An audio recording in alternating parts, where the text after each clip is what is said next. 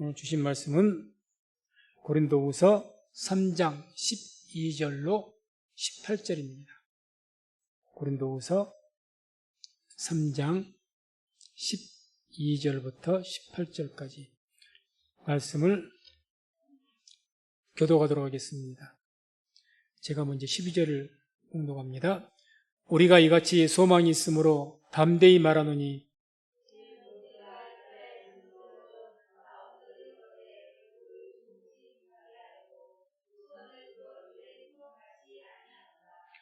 그러나 저희 마음이 완고하여 오늘까지라도 구약을 읽을 때에 그 수건이 오히려 벗어지지 아니하고 있으니 그 수건은 그리스도 안에서 없어질 것이라.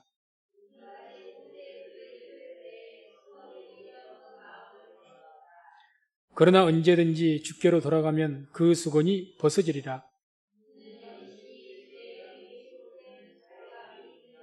다 같이 우리가 다 수건을 벗은 얼굴로 거울을 보는 것 같이 주의 영광을 보매 저와 같은 형상으로 화하여 영광으로 영광에 이르니 곧 주의 영으로 말미암음이니라. 아멘. 말씀을 중심으로 해서 주의 영이 계신 곳에 자유함이 있느니라. 이런 제목으로 말씀을 선포하도록 하겠습니다. 오늘 주님께서는 17절 말씀 보게 되면 주는 영이시니 주의 영이 계신 곳에는 자유함이 있느니라 말씀합니다.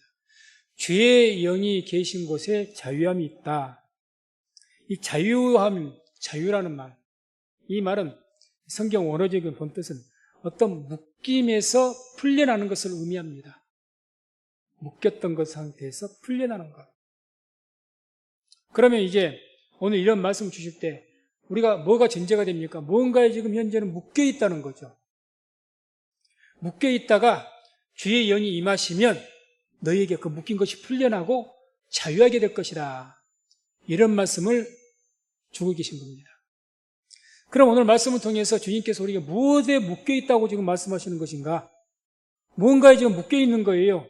우리의 영이 묶여가지고 막 눌려가지고 묶여 있는 거예요. 무엇에 묶여 있을까? 14절을 보게 되면 이런 말씀이 나옵니다. 그러나 저희 마음이 완고하여 오늘까지라도 구약을 읽을 때 그 수건이 오히려 벗어지지 아니하고 있으니 그 수건은 그리스도 안에서 없어질 것이라. 오늘까지 구약을 읽을 때 구약 성경, 당시에는 구약밖에 없죠. 신약은 없죠. 구약 성경을, 이 성경을 읽을 때 뭔가 수건이 영적인 어떤 영안이 닫혀가지고 그 성경을 읽어도 깨닫지를 못하는 거예요. 그래서 영이 묶였다는 겁니다. 말씀을 쉽게 표현하면 오늘날도 말씀을 듣는데 귀의 할례를 받지 못했어요. 주님 말씀대로 표현한다면 귀의 할례를 받지 못해서 말씀을 깨닫지를 못합니다. 아무리 설교를 들어도 그냥 그 듣는 소리가 그냥 잘 믿으면 복 받는다는 것밖에 안 들리고 또 그냥 어떤 교훈적인 소리는 그냥 세상을 살아가면서 법 잘 지키고 선을 행하면서 잘 살아라 그럼 복 받을 것이다. 이런 수준으로밖에 안 들리는 거예요. 영적인 말씀이 안 들리는 거죠. 당시도 그랬다는 거죠. 구약 성경 안에 이미 그 안에 복음이 있고 하나님의 사랑이 있고 그 안에 믿음이 다 있고 다 있습니다. 아무리 읽어도 또 예수님 믿고 나서 읽어도 이게 벗어지지 않는 거예요. 그거 묶여 있는 겁니다. 거기에 이제 주의 영이 임하시면 너희가 그 묶임에서 풀려나서 그때부터 너희에게 이제 성경의 표현대로 한다면 말씀을 읽을 때, 성경 말씀 들을 때 이 말씀이 계속해서 영적으로 이제 거기에서 구약 성경을 읽으면서 거기에서 부활을 보게 되고 거기에서 복음을 찾게 되고 거기에서 영생을 찾게 되고 거기서 하나님의 나라를 본다는 겁니다.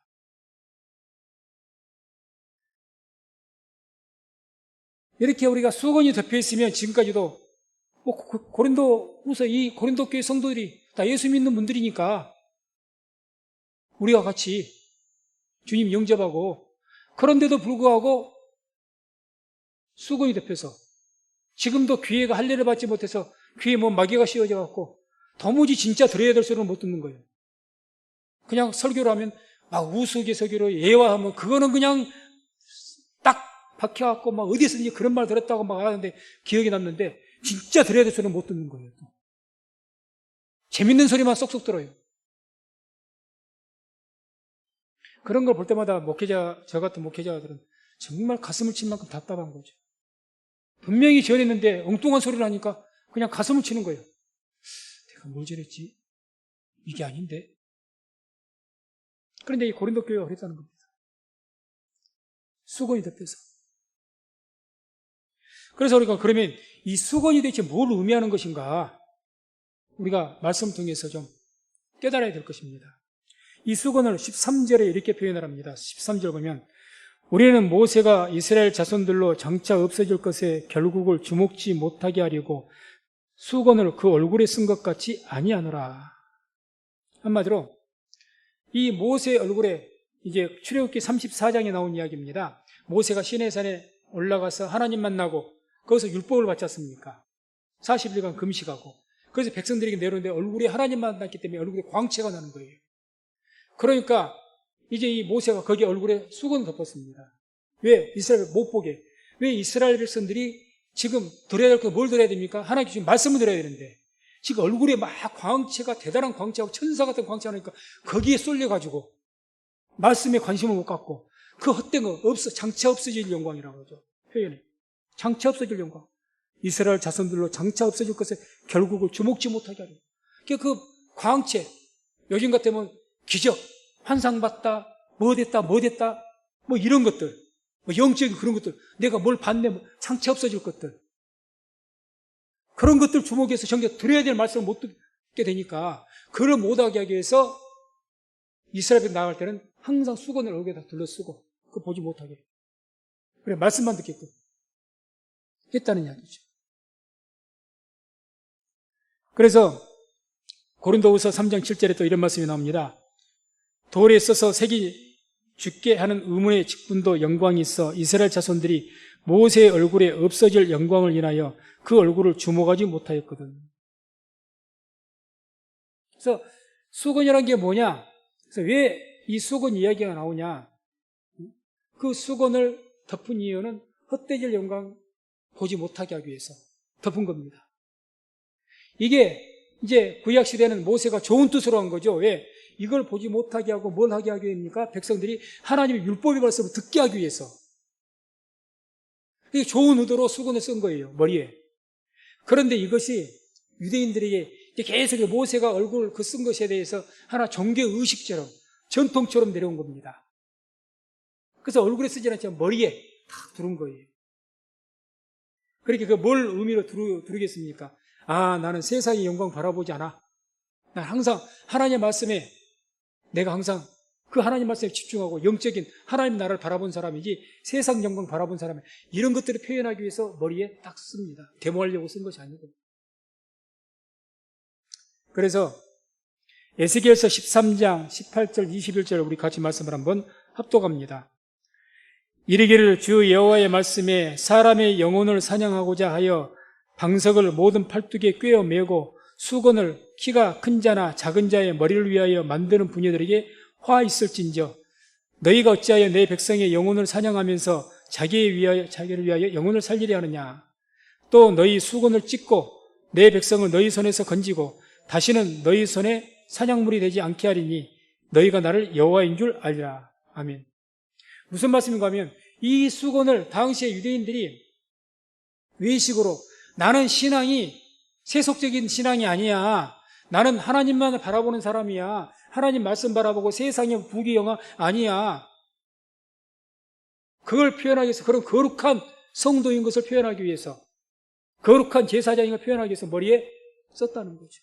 그걸 주님께서 너희들이 그렇게 하면서 외식으로는 그렇게 하면서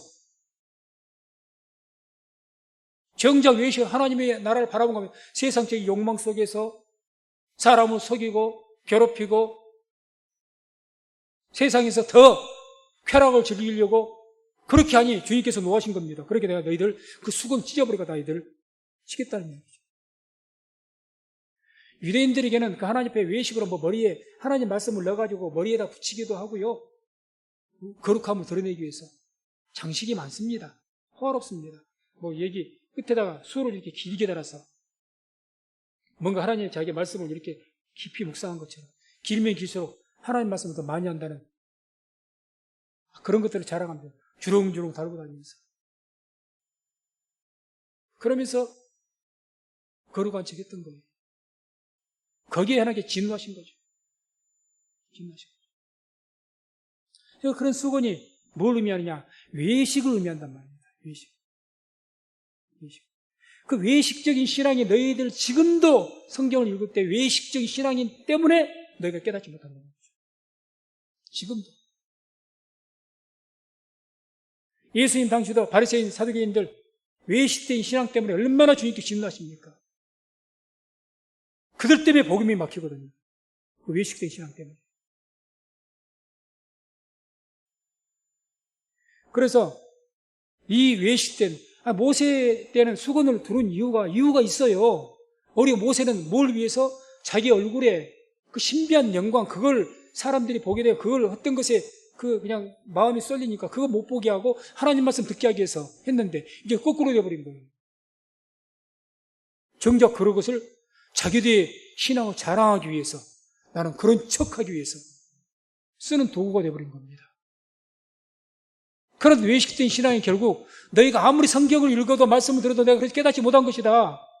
그러니 너희에게 하나님의 영이 임하겠느냐? 말씀이 영인데. 아니마죠. 날마다 듣는 것은 재밌는 소리만 들리고 날마다 듣는 것은 그래 이렇게 하면 복받지. 그런 소리만 들리는 거, 세상에서 어떻게 하면 잘 살까? 세상에서 어떻게 부귀 영화를 누릴까? 이것만 들리지 다른 소리는, 영적인 소리는 안 들리는 거예요.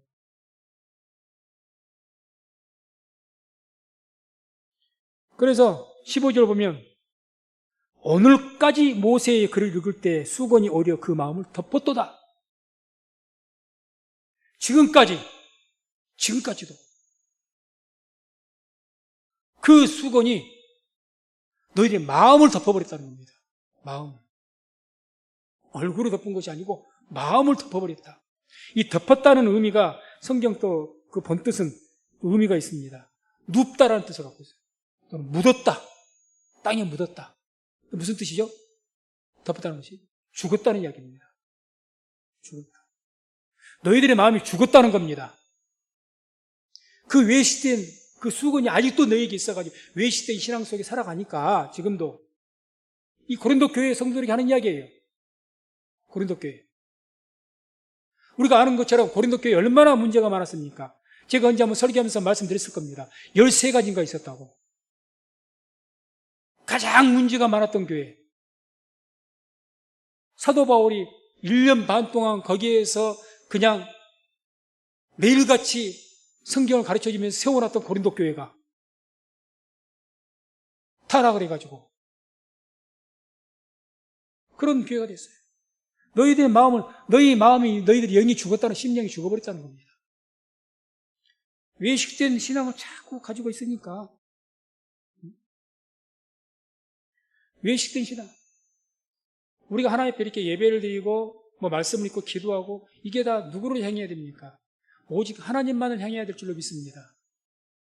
그래서 우리가 그러잖아요. 예배는 보는 것이 아니라 드리는 것이다. 이렇게 표현하죠. 예배는 내가 즐기기 위해서, 내 평안을 위해서, 내가 예배를 통해서 은혜 받는 것을 목적으로 삼아서는 안 됩니다. 예배는 은혜 받기 위해서 드리는 것이 아닙니다. 그러니까 영광을 돌리기 위해서 예배를 드리는 것이 목적이 되어야 됩니다.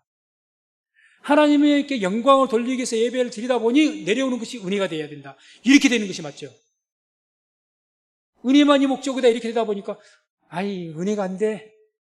나는 예배 못 드려. 이런 소리가 나온 겁니다. 그것 이미 예배될 자세가 안 돼 있는 사람이에요. 예배는 춥든지 덥든지 기분이 어떠든지 내 상황이 어떠든지 하나님 앞에 드려야 될 우리의 성도의 의무인 겁니다. 그래 드려야 되는 건데 예배를 보는 거예요. 예배가 쇼입니까 보게? 그런 외식된 신앙이 있으니 그런 가운데 말씀을 아무리 많이 들은들 어떻게 귀가 열리고 하나님 말씀이 들려지겠습니까? 안 되죠. 고린도 교회가 그랬다는 거예요. 고린도 교회가. 그래서 저들이 아무리 들어도 그 안에서 말씀을 들어도 거기 생명, 영생을 찾지 못하고 거기에서 부활을 듣지 못하고 거기에 진정한 복음을 듣지 못합니다. 그 하나님의 나라를 발견하지 못합니다. 그럼 그게 참된 신앙입니까? 그냥 종교 의식이지. 취미죠, 취미. 그래서 계시록 3장 1절에 이런 말씀이 나옵니다. 사대 교회의 사자에게 편지하기를 하나님의 7 영과 7 별을 가진 이가 가라사대 내가 내 행위를 아노니 내가 살았다 하는 이름은 가졌으나 죽은 자로다. 살았다 이름. 보니까 교회가 사람도 많이 모이네. 사대교회 많이 모이네. 많이 모이니까 그냥 막 사람 봉사도 많이 하고 선교도 많이 하고 그러네. 그러니까 정말 저 교회는 정말 생명력이 넘치네. 그런 것 같은데 죽은 교회라는 거예요. 외형적으로 수가 많고 강하고 우리 개개인도 마찬가지죠. 뭔가 열심히 막 활동을 열심히 해요. 그런데 정작 죽은 신앙이 될 수가 있습니다. 그런데 영생이 있어도 아직 깨닫지 못해서 부활도 온전하게 믿지 못해. 쉽게 표현해서 영적인 것을 바라보게 이 땅에서 내가 이렇게 열심히 해야 내가 복을 받지. 내 새끼들이 복을 받지. 다 그것만 있어. 그게 살아있는 겁니까? 죽어있는 겁니까? 죽어있는 거죠. 살았다는 이름은 저 사람 보니까 왜 살았다 이름이 있다고 하느냐? 사람들이 인정을 해주거든요. 뭘 보고? 그 외형적인 모습 보고 열심히 하니까 많이 모이니까 크니까 대단하네, 살았네. 그런데 하나님 보시기에는 죽었다는 이야기입니다. 죽었다. 무서운 이야기죠. 네 영이 죽었다는 겁니다. 그러면 왜 이 고린도 교회 성도들에게는 이렇게 수건이 벗어지지 않았을까? 사도 바울이 교회를 세우셨고 그런 어떤 뿌리가 있는 교회인데 14절에서 이렇게 고발을 합니다. 14절. 그러나 저희 마음이 완고하여 라는 말을 합니다. 왜 수건이 벗어지지 않았느냐? 그 외식된 신앙이 벗어지지 않았느냐? 한마디로 저희들의 마음이 완고해서 그렇다. 완고해서. 왜 완고하다고 표현이 썼을까요? 이미 고린도 교회 성도들은 이미 세례를 받고 예수님을 영접한 분들입니다. 그래서 많은 분들이 100%는 아닐지라도 많은 성령 세례를 받아서 하나님의 영이 그 안에 거하실 겁니다. 그럼 외식된 신앙을 했을 때 성령에 거하신 분은 반드시 성령의 감동으로 잘못된 신앙에서는 하나님께서 성령이 가르쳐 주십니다. 찔러요, 성령님. 양심이 찔려요. 내가 신앙생활 이렇게 신앙생활 안 되는데 자꾸 감동이 그렇게 옵니다. 그것들을 무시하는 거예요. 하나님이 주신 감동을, 성령의 감동을 자꾸 작은 것에부터 무시하기 시작하면요, 점점 성령 소멸되어서 성령의 음성은 점점 안 들리다가 성령님께서 우리에게 말씀을 안 하시는 것이 아니라 말씀을 하지 않으냐, 안 하신 것이 우리가 듣지 않은 겁니다.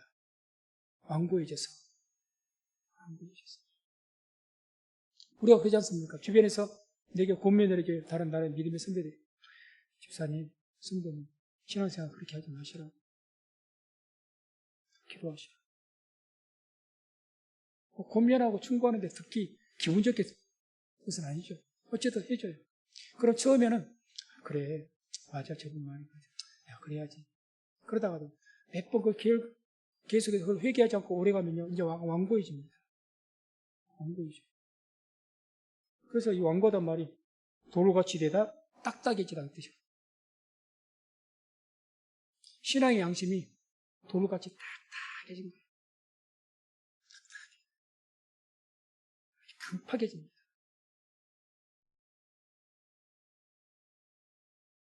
그러니 그런 마음 가운데 하나님의 영이 임하겠습니까? 죄의 영이 계신 곳에 자유함이 있다 했는데 하나님의 영이 없죠.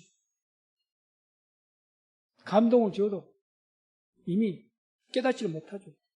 마음이 돌같이 되어버렸는데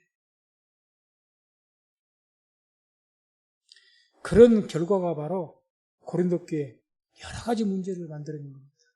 그런 결과. 13가지인가 제가 문제가 몇 가지 한 세 가지 정도만 보게 되면 어떤 문제가 고린도교에 있었느냐. 고린도전서 1장 11절, 12절 보면 이런 말씀이 나오죠.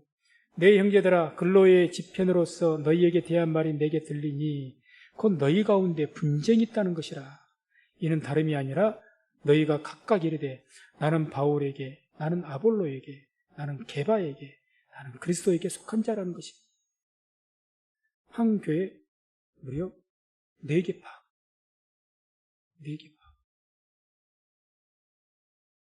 나는 바울파야, 나는 아볼로파야, 나는 베드로 게바파야, 나는 전통적으로 그리스도파야. 그래가지고 뭐 한다는 겁니다. 분쟁이 있어요. 무슨 말이 서로 싸웠다는 거예요. 왜? 이와 같이 외식된 신앙으로 내 어떤 외식된 신앙이 이들을 이렇게 만들어버린 겁니다.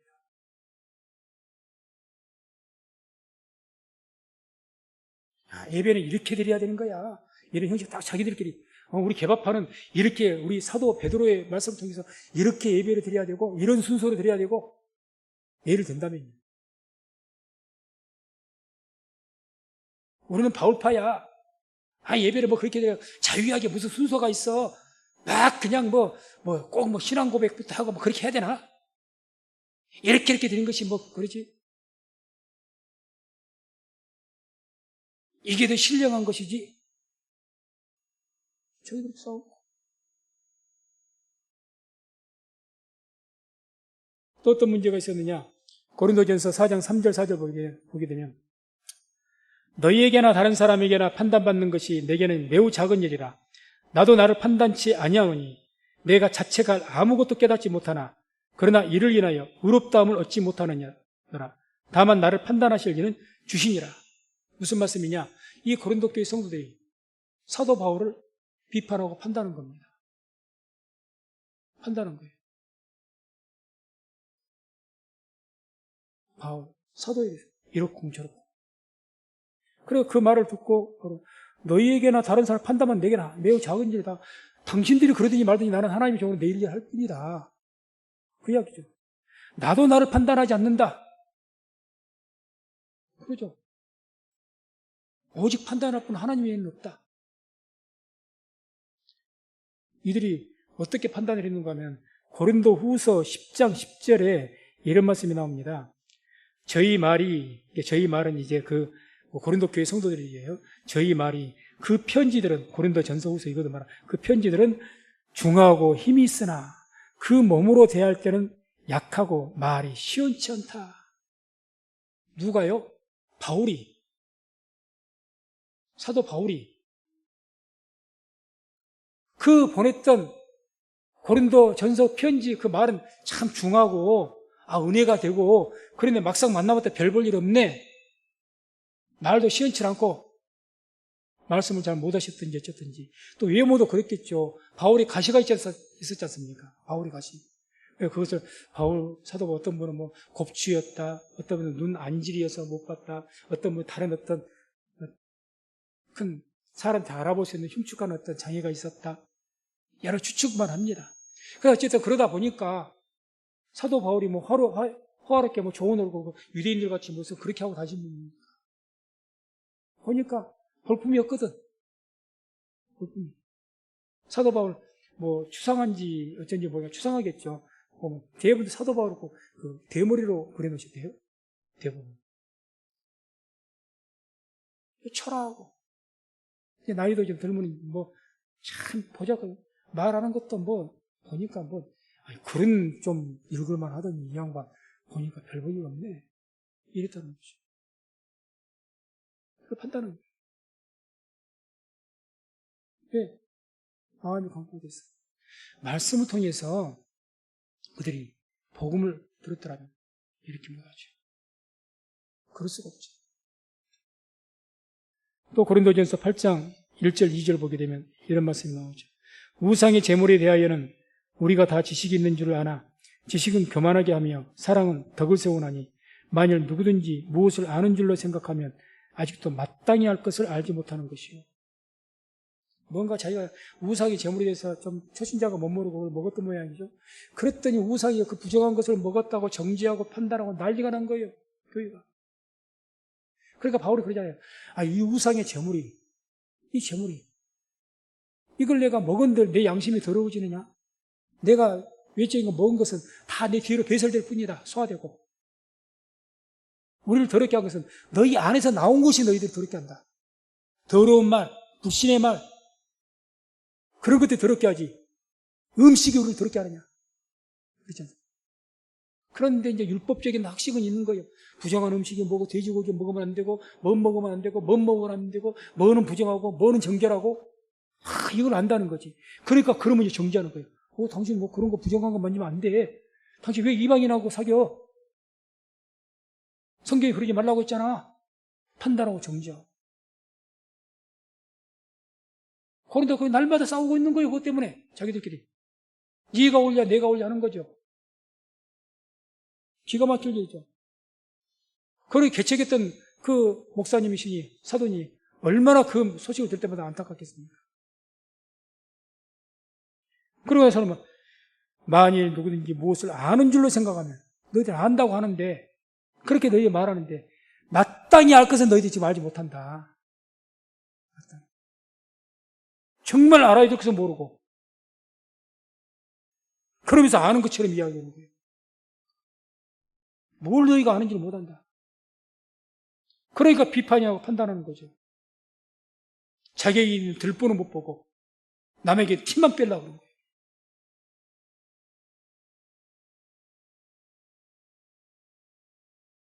그래서 이들은 외식된 신앙 때문에 가려져가지고 장차 없어질 영광, 세상적인 영광이죠.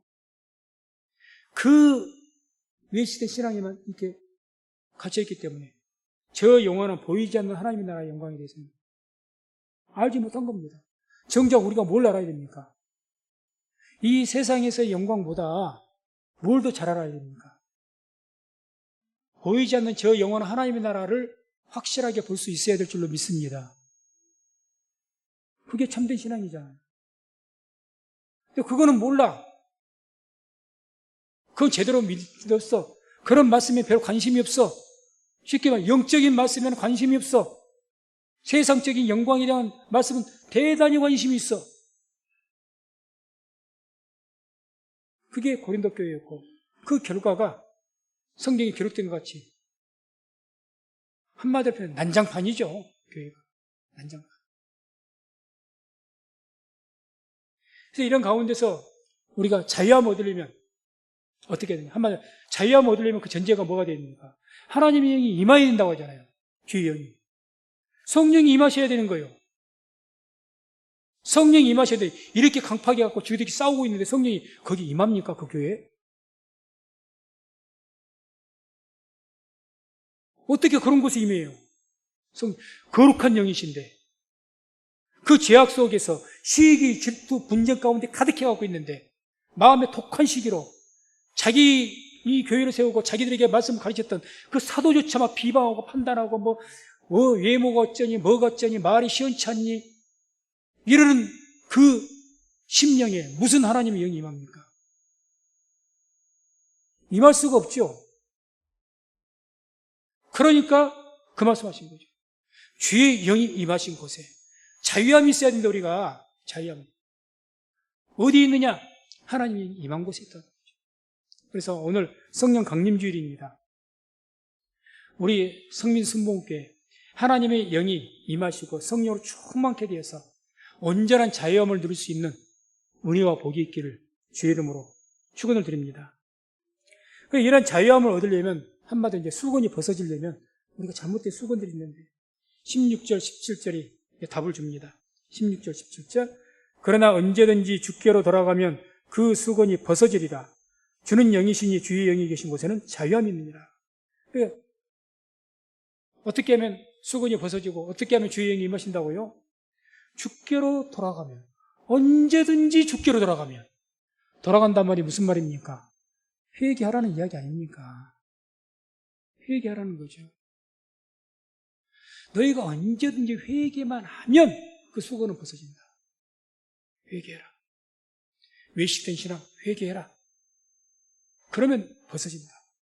벗어져서 말씀 들을 때 생명의 말씀이 들리고 그 말씀 안에서 영생을 찾게 되고 그 말씀을 복음을 깨닫게 되고 알게 될 것이다. 벗어진다는 거죠. 그래서 이런 말이 있습니다. 회개는 아무리 늦어도 빠르고 후회는 아무리 빨라도 늦습니다. 후회는 아무리 빨라도 늦어요. 그것은 아차 했는데 1초 지나면 끝입니다. 이미 상황 끝이에요. 차 지나갔어요. 끝이죠. 후회는. 회개는요, 아유, 내가 죄가 너무 많아서 이제 늦었어. 그때가 제일 빠릅니다. 그때 해야 돼요. 죄를 깨닫게 될 때. 성경 보세요. 예수님 십자가 우편에 있던 강도 평생 죄를 짓다가 죽기 직전에 회개했습니다. 죄의 품에 안긴 줄로 믿습니다. 회개는 아무리 내가 지금 죄를 깨닫고 그때 내가 그동안 뭔 죄를 어떻게 진홍같이 붉은 죄를 지었어도 필요 없어요.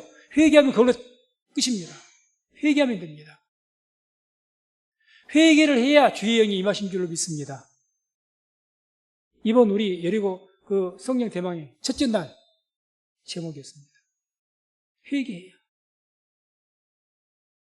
요엘서 2장 28절에 그런 말씀입니다. 그 후에 내가 내 신을 만민에게 보여주리니. 그 후에 내 신을 만민에게 하나님의 성령 보여주신다고 보여준다. 그 후에라고 어떤 후에?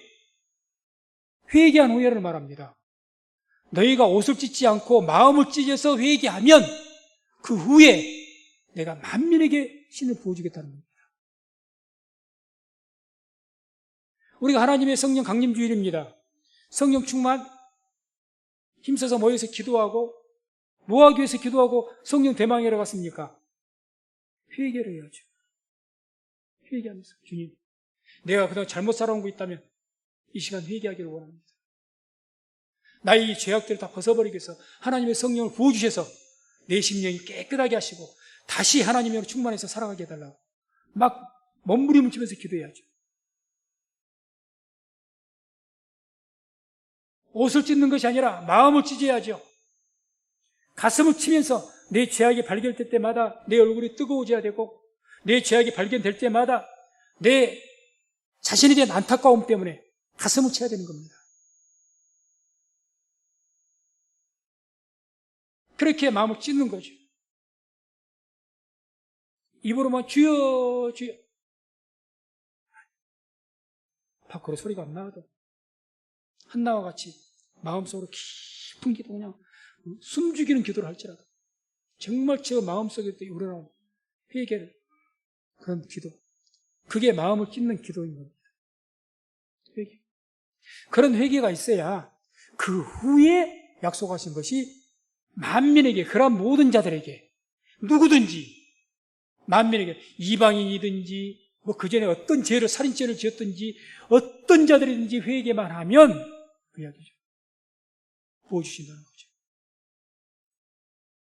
그러나 그런 회개가 없다면 이미 예수를 믿은 고린도 교회 성도들처럼 예수를 믿어서 성령의 세례를 받았고, 세례와 충만은 다르다고 했습니다.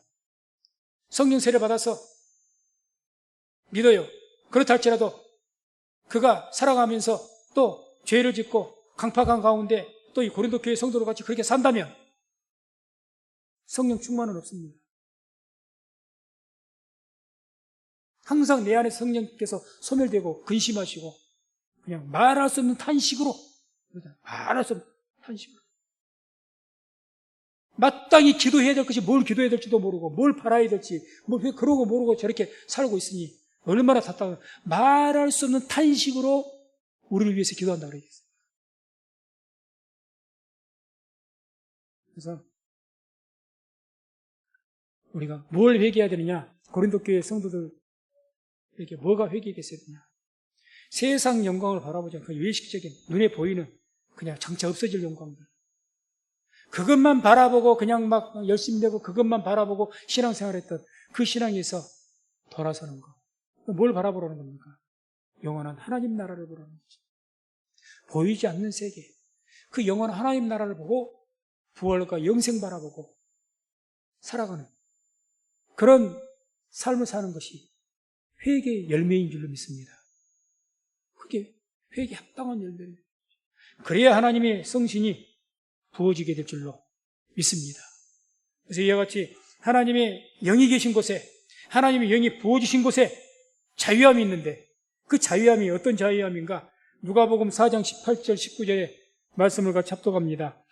주의 성령이 내게 임하셨으니 이는 가난한 자에게 복음을 전하게 하시려고 내게 기름을 부으시고 나를 보내사 포로된 자에게 자유를, 눈먼 자에게 다시 보게 함을 전파하며 눌린 자를 자유케 하고 주의 은혜의 해를 전파하게 하려 하심이라 하였더라. 아멘. 어떤 자유입니까? 포로됨, 묶였습니다. 거기서 풀어준다는 거죠. 사람이 어떤 것에 권세, 어떤 돈 문제 때문에 내가 묶였든지 그런 것들에 대해서 묶여서 풀어준다는 거죠. 눈먼 자에게 영적으로 눈이 멀었죠. 고린도 교회 성도처럼 아무리 성경을 읽어도 속은이 덮여갖고 못 보니까 눈먼 자죠. 근데 보게 된다는 거죠. 이게 드디어 주의 영이 임하시면 뭘 보게 된다. 이 말씀 안에서 부활을 보고 생명을 보고 영생을 보고 하나님의 나라를 보고 이게 드디어 보여지고 들려진다는 거죠. 눌린 자를 자유케 한다. 눌린 자. 영적으로 눌렸습니다. 세상 권세에 눌렸습니다. 그러니까 신앙생활 하면서도 그냥 세상적으로 내가 신앙생활 제대로 하다가는 내가 속한 곳에서 대접도 못 받고 내가 속한 곳에서 내가 물질적으로도 많은 손해를 보겠고 그리고 영으로 눌리죠. 세상 권세에 눌려서 할 말도 못하고 눌리니까 할 말도 못하죠. 마땅히 해야 될 말도 못하고 세상만으로 귀가 죽어서 사는 거죠. 복음인도 전하겠습니까? 그러니까